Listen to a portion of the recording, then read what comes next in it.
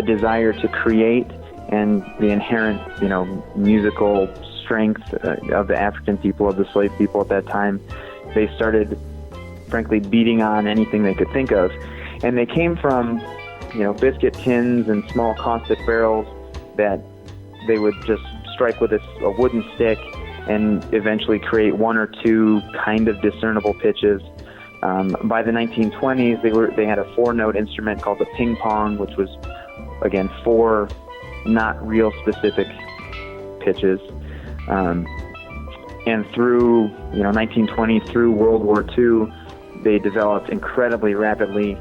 And at the end of the 40s and into the 50s, there ended up being a full 4, 5, 6 voice orchestra of completely chromatically tuned pitched instruments. Illinois-based Mike Schwebke is our guest today. He is a virtuoso on percussion instruments, an educator, a performer, and recording artist. Mike is here to talk about his passion, the steelpan. The sound of the steelpan is associated most with Caribbean music and Jimmy Buffett. The modern version is made from 55-gallon industrial drums, and Mike Schwebke is among one of the pioneers.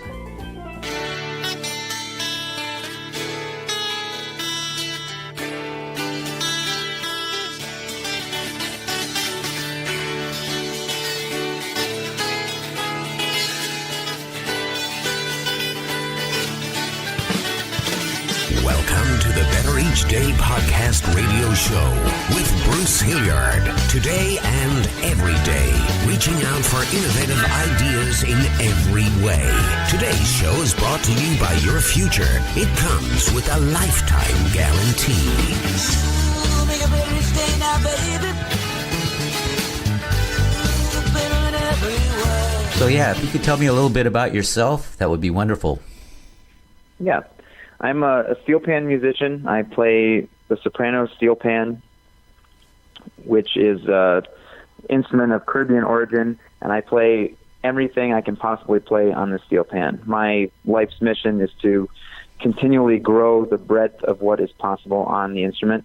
So I play everything from jazz to African music to Eastern European music to classical music to new contemporary art classical music that I commission composers to write for me, and of course a little bit of Caribbean music here and there too. So did you start out on that instrument, or did you go all through school studying percussion and you play the whole salad bar? Or Actually, I did start on the steelpan. I first learned the bass steelpan when I was 10 years old, and from there moved into playing drum set and marimba and concert percussion. And steelpan has just always been the musical constant for me. Everything I do comes right back to it, That's interesting. I don't know if I've met anybody that started out playing that instrument. Yeah, I think I'm pretty unique as far as Americans go that started on the steelpan. I know a bunch of people in Trinidad that only play steelpan, but I don't think there are very many that started on it here. What was your influence? What got you started on that? Well, as they say, at age 10, I did what my mom signed me up to do. My parents were boaters in the 90s and Jimmy Buffett fans, parrot heads. Mm-hmm. And the community college near our home offered a youth steel band, and my mom thought, oh, well, that sounds cool. And I thought, oh, yeah, okay, that sounds fun. It's now Saturday mornings in the summer. And she signed me up, and, the rest is history. And I always tell that kind of tongue-in-cheek because,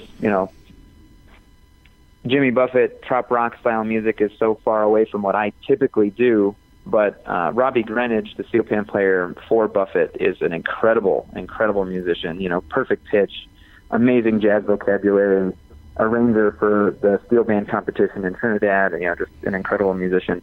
So it's cool to see how those things can all kind of evolve and devolve together to create new art all the time. It is. It's funny you would bring up Jimmy Buffett. I was going to, but I thought, I'd sound naive or something. And I've had people talk on this show about Jimmy Buffett, about touring with him as another band, not actually being in his band. But I've heard nothing but amazingly good things about the guy. And you'd think, wow, he's just this party guy or something like that. And he does bring that element to the whole thing. That's his show, really. But yeah, that's kind of cool to hear. He's got some top-notch musicians with him. Yeah, his whole rhythm section forever was just amazing. And they actually, Michael Utley, Ralph McDonald, and Robbie Greenwich put out some records in the 90s, I think, called Club Trini, and it was all, very Caribbean-influenced music. Ralph McDonald and Robbie both being from Trinidad, and they're just incredible musicians. It just so happens their day job was Buffett stuff, which has been filling stadiums since the late 80s or whatever. Yeah. And but there really is so much incredible musicianship there. No matter how you feel about the trop rock style of music. Yeah, that's cool to hear. Tell me about Outcry. It's a 10-minute piece, and it's got some crazy solos on it. What do you do on that? Outcry is an original composition by a friend of mine named Mark Nelson, who's a jazz pianist in Chicago. And what he did is he wrote 3 unique lines of music in kind of a jazz form with a little bit of a unique twist on jazz harmony. And we took that chart and distributed it amongst the horn section and rhythm section of my band, Cara Jazz, and put a little salsa twist in the drum set and percussion and a little jazz twist in the harmony. And it just ended up being a really, really cool, funky, Latin rockin' tune. On that tune, I play the second line of the melody, not the main one. The trumpet and saxophone alternate between the other two. The bass and drums actually follow a written part with the hits if you're hearing the second part of the head. And then all the melodic players solo on the chart. Dave Katz plays trumpet on that, and his solo was just incredible. I believe, let's see, I think Aaron Ripsky, there's also a saxophone solo on that and keyboard solo on that. It was just a really, really fun chart and a piece of original music. That band played a lot of kind of older Caribbean music and some older jazz that we just rearranged and put our fun little spin on. And it was cool to play an original piece that we really got to develop together as a group.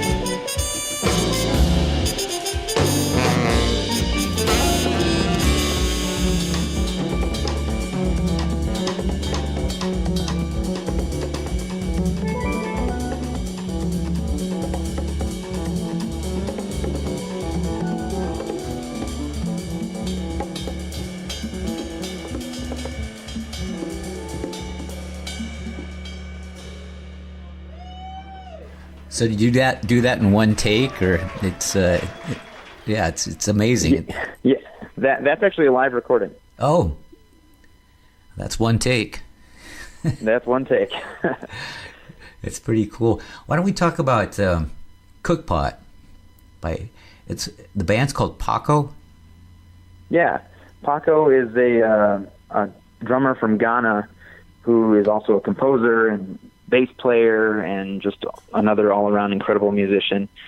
He came to the United States, I want to say 8 or 10 years ago, has played with a number of bands.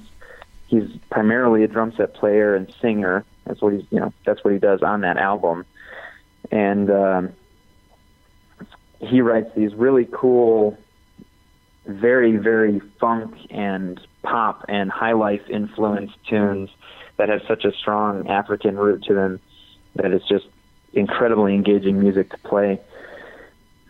His band currently has Brad Good playing lead trumpet, Joel Tim on trombone, Johnny Cohen plays guitar with him. It's a really, really killer band. I've only had the pleasure of playing with them live a handful of times, but I got really lucky and got the opportunity to play on the last record. And Cook Pot is the title track, and it represents a lot of the things that happen in that record. The horn solo on that track is just incredible too. Yeah. Well, it's great production. I really enjoy listening to it. You know, we don't... Yeah, and go ahead. That Mighty Fine Productions recorded it in Denver, and they put together an incredible sound package that went with music that was already incredible. And you know, they did the live music justice in tracking those records for sure.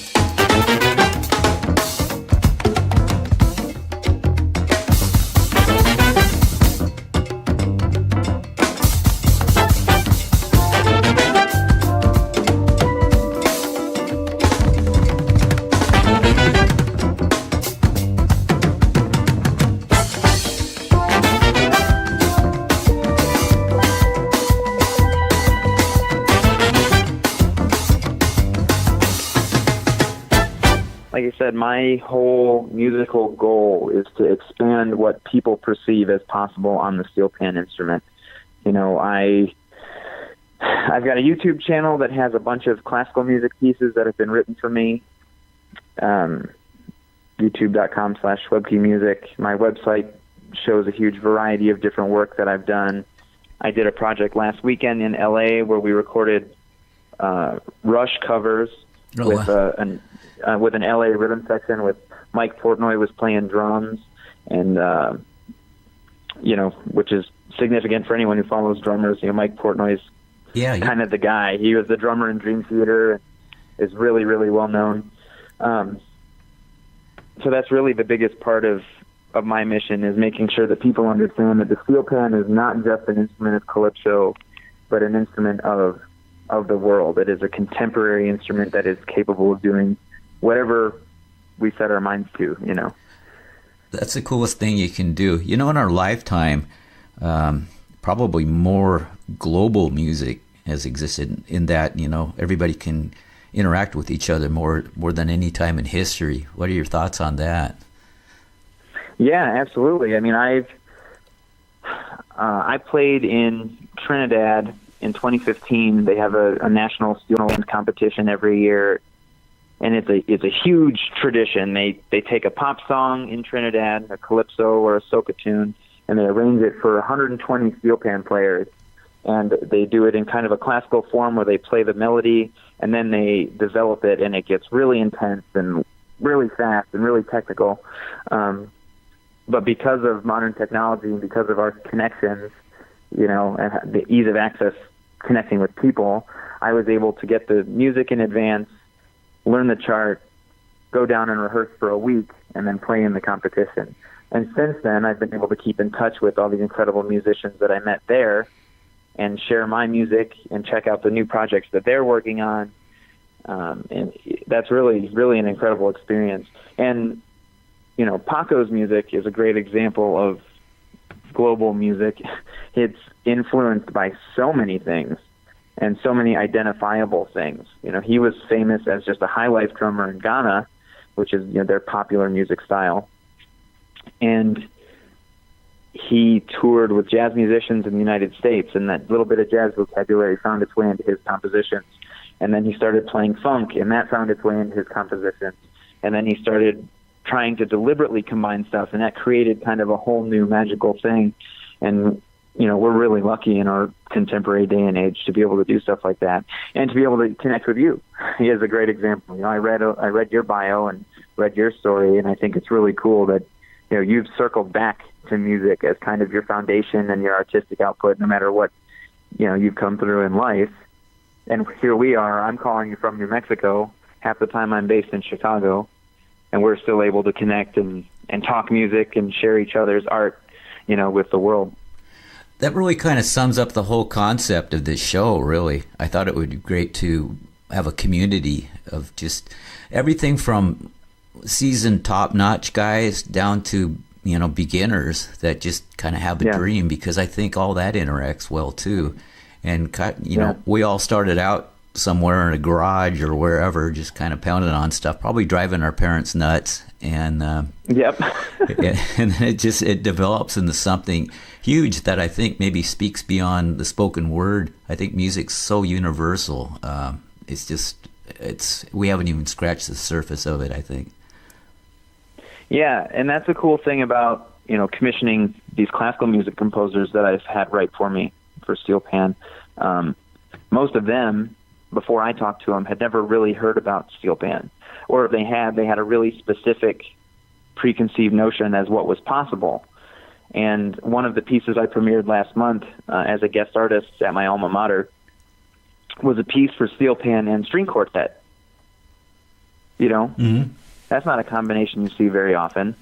And because we were able to work, he's from Baltimore and I was working in Chicago at the time, we were able to, put ourselves together, and now we're sharing our collaborative work with our individual networks of people. And I've got percussion teachers and steelpan players calling me, trying to get a hold of Aaron Gage, that composer, because they want this piece of music or they want him to write a new piece of music. and he's working with his other composer colleagues that are now thinking about writing pieces of music for me. So we can all share, in the glory, so to speak. And I just got to say, my favorite line from your bio on your website was providing someone the opportunity because they might be one listener away from being the next level. I mean, that's exactly the right attitude. You can't tackle the whole world as an artist. You're not going to get 7 billion people to listen to you all at once, but one at a time, or one family at a time, or one city at a time is how you develop, the culture around your own music. And that's a great attitude to have, and that you're willing to create and share that community with people is awesome. Well, thank you. Yeah, I think the journey is a really cool thing about it too. Yeah, I mean, that's how we all develop. It's interesting to watch how the art develops through how we have to present ourselves, or how we we are perceived at any given time, and we'll push ourselves in one way or the other. Sometimes you're pushing the networking thing. Sometimes you're trying to develop your skills on your instrument. Sometimes you're trying to develop, your actual artistic purpose or whatever, and they all play in together. Lately, I've been thinking about beginners quite a bit, and I think a lot of things that keep people from even tackling an instrument or something is the fear of humility, or not being real good at first, or just fear in general. I don't know. How do you overcome that? Well, I've always been an advocate of it's never too late to start learning an instrument, because we all did it for ourselves to start with. So it doesn't matter if you're good or bad. If you want to do something, you should go do it. You don't say, I'm going to learn bass this week and then book a show at the Coliseum in LA on Friday. You go learn bass. You start plucking along to your favorite country song, or, your favorite Earth, Wind and Fire song, or your favorite jazz tune. And you just work, you work your way through that. And people have, and rightfully so, people have this conception of music as a presentation art form, which it is. You can't, most people don't forever play music for themselves, but that's how we all started. Even the best players in the world didn't pick up, the drums saying, I'm going to play for 1 million people.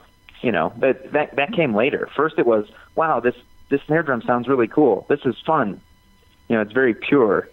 And I think, when people get older, it becomes, the fear part, the not being an expert right away just takes over, and it's unnecessary. And I've always pushed, my family and friends, when I started to get serious in music, they all said, well, I wish I had played more. I wish I had continued playing the violin after I got out of school. I wish I could learn to play the bass or whatever. And there's no reason not to. Just do it. Do it for yourself. Do it for the joy, and see what happens from there. If you approach something as if it's inconsequential, like the invention of the telescope, the microscope, and the telephone, those were all supposed to be toys. And right. The inventor was just having a good time with a smile on his face. And I think the brain works better when you're smiling too. But a lot of things just come out of that. I think a lot of computer technology came out of video games, for instance. Oh, yeah, for sure. Especially the stuff we're looking at now with virtual reality. That's all coming into our daily lives, and that absolutely comes out of people just saying, well, I wonder if we can do this. This sounds kind of cool. Let's try it. Yeah. And that's a beautiful metaphor for how jazz harmony develops. You got guys like John Coltrane in the 50s and 60s who were saying, okay, well, I've played all these tunes forever, but why do they work? What happens if I change how this tune works a little bit? What if I push the harmonies here, here, and here instead of how we've been doing it for 20, 30 years? And that's it. It came out of just that curiosity, which I think is a really pure way to think about creating anything, Yeah, 20, 30 years, more like 200 years of harmony has to be this way, Yeah. Yeah, well, speaking specifically about the American Songbook, but absolutely, the Common Era harmony, was pretty well established by, 1600-ish, so 400 or 500 years for sure. And we continue to push what's possible with harmony and timbre and texture, and all these cool things, not only in art music, but in popular music. And we, work with different computers to help develop new sounds that people have never heard before, never conceived of before. We work with different combinations of instruments to make new sounds, playing my Steelpan with a West African pop band, for example, or playing my Steelpan with a bunch of other Steelpans playing Rush covers. It's always about trying that new thing and seeing what takes off and enjoying the process along the way. Guys, it's infinite, the possibilities with all the above there, but even the conversation's infinite. I wish you the best. You're a pioneer. Lewis and Clark expedition of music. Now, if you could find Sacagawea on the way, it might ruin it. Yeah, right. Because the journey might not be as fun with a 17-year-old woman with a baby. Yeah, no, it's cool. It's nice to hear, be able to tell my story and have someone respond the way you have and say that you can feel that I'm pushing forward, and that's really what I'm trying to do. There's so many people that get quickly pulled into a rut in any art form, but in Steelpan in particular, because the sound is so unique and so many people immediately identify with the Caribbean when they hear it. But there's so much more that we can do, and that's what we're trying to do. And I know when you say pioneer, when you say that word in particular, it hits me right in the heart, because I know people personally that were there from the beginning. One of my teachers, Cliff Alexis, he was in Trinidad. He got out of Trinidad when he was in his late teens, early 20s, right around 1960. But when he was young, he was there witnessing the instrument being developed, in the early 50s during that period of growth. He's a pioneer. I'm inconsequential as far as I feel, but I appreciate and love that someone can see what I'm doing and certainly see at least that my intentions are good and for the good of the instrument, for the Steelpan. Yeah, I might even have a gig for you somewhere, a session or something. Who knows? Hey, if you find something, you know how to get hold of me. I'd love to do it.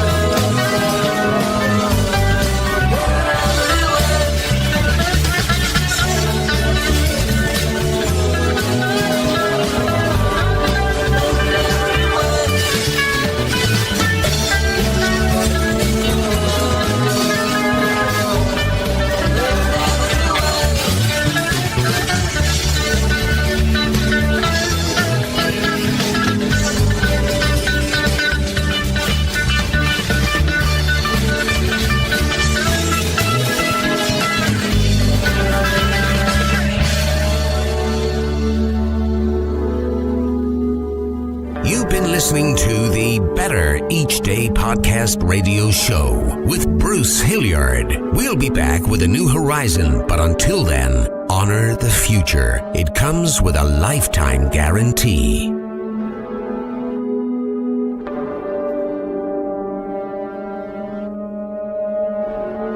And we're all just trying to make the next day a bit better.